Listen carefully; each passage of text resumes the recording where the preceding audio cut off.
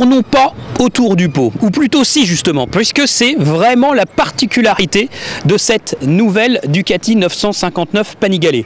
Voilà, c'est la nouvelle mini sportive de chez Ducati. Alors mini pas vraiment, puisqu'elle cube en réalité 955 cm3, on s'approche vraiment des 1000 cm3, et elle va remplacer au sein de la gamme la 899 Panigale, qui était pourtant pas très âgée, c'est vrai, mais c'est sans doute l'arrivée de la norme Euro 4 qui a dicté ce changement et cet accroissement de cylindrée.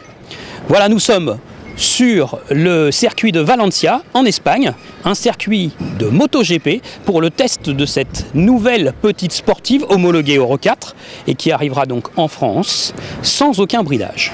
Alors exit le bloc 898 cm3 de la 899 Panigale, place à ce moteur qui cube 955 cm3 sur cette 959 Panigale. Vous suivez toujours? Alors il y a pas mal de pièces qui ont changé sur ce moteur, mais Ducati a conservé les pistons déjà d'un assez beau diamètre, 100 mm, les pistons de ce moteur Super Quadro, et a plutôt modifié la course en fait de ce moteur pour augmenter sa cylindrée et augmenter aussi les performances, puisqu'il développe maintenant 157 chevaux et 107,4 Nm de couple à des régimes quasi équivalents à ceux de la 899 Panigale. Alors on retrouve toutes les pièces habituelles, notamment le cadre monocoque poutre qui intègre aussi la boîte à air. Voilà. On retrouve ici le vilebrequin qui lui a été changé. Un changement au niveau de l'injection. Ici vous voyez les corps, les boîtiers d'injection et les corps d'injection qui sont, les boîtiers sont fabriqués par Mikuni, le japonais, de forme ovale comme sur beaucoup de Ducati maintenant, comme la Multistrada par exemple, mais il y a deux injecteurs. Alors il y a le premier injecteur qui se trouve ici, et puis le deuxième injecteur qui vient par-dessus. Voilà. Ça, c'est nouveau sur ce moteur de la 959 Panigale.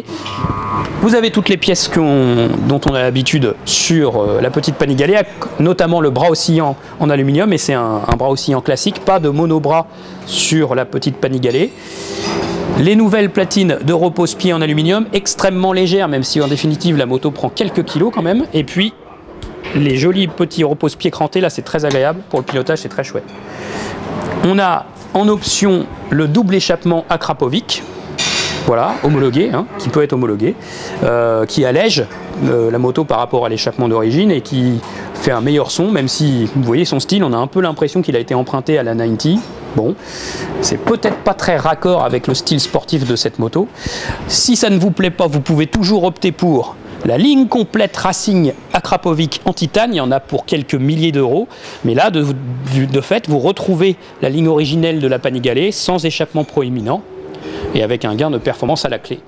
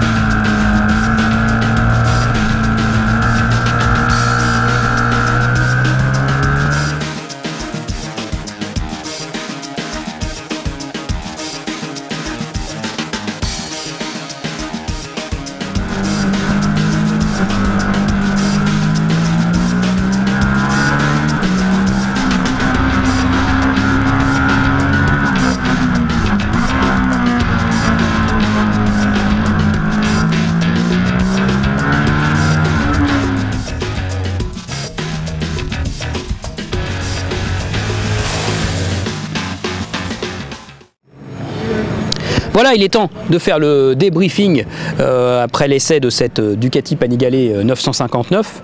Alors, c'est une moto finalement pleine de paradoxes. Elle a gagné un peu en cylindrée. Pourquoi? Sans doute pour compenser l'arrivée de Euro 4. De fait, elle a gagné un peu en puissance et en couple, bref, en performance globale. Mais ça ne se ressent pas tant que ça à la conduite par rapport à la 899 Panigale, qui avait une allonge assez démonstrative et explosive. Là, ça devient lissé, c'est relativement linéaire, et puis ce nouvel échappement vraiment change la sonorité. On a plus l'impression d'entendre la boîte à air finalement que l'échappement. Donc on perd un petit peu du côté du caractère Ducati. Bon, la moto globalement conserve les mêmes attributs que la 899 Panigale. La position est un petit peu exigeante, même si elle permet de loger petits et grands. Ça, il n'y a pas de problème là-dessus. Côté performance générale, ben en fait, elle est tout proche en cylindrée des 1000 Hypersport japonaises, mais elle ne fait pas 200 chevaux ou 180 chevaux, 157 chevaux. Et donc ça se ressent dans les lignes droites. C'est sûr, la moto, elle est performante, elle avance, mais elle n'offre pas la sensation d'accélération et les contraintes d'une vraie 1000 Hypersport. Et puis côté poids, 176 kg à sec, en fait elle prend quelques kilos cette moto par rapport à la 899 Panigale. Elle le fait ressentir quand même son poids, plus que les 600 sports du marché comme une Daytona 675 par exemple, ou même une F3 800. Donc c'est vraiment une moto entre deux eaux qui est pleine de paradoxes. Alors d'accord, elle est performante côté électronique, ça c'est super. Les changements au niveau du pivot, du bras oscillant, etc., ça a apporté sans doute de la stabilité. C'est une moto qui est plutôt stable, que ce soit sur l'angle ou au freinage par exemple. Donc ça c'est plutôt agréable. Ça en fait sans doute une excellente sportive pour commencer le circuit, ou disons la seconde sportive pour approfondir le circuit sans tout de suite se jeter sur une moto hyper sportive très puissante de 200 chevaux ou la radicale 1299 Panigale qui elle nécessite vraiment beaucoup de bagages techniques d'expérience. Voilà, donc si vous voulez en apprendre plus sur cette sportive homologuée Euro 4, qui est quand même assez premium côté prix, hein, parce que 16 590 € pour la version de base rouge comme ça, c'est pas donné, hein. Eh bien je vous invite à lire l'essai complet sur motostation.com et je vous dis à bientôt.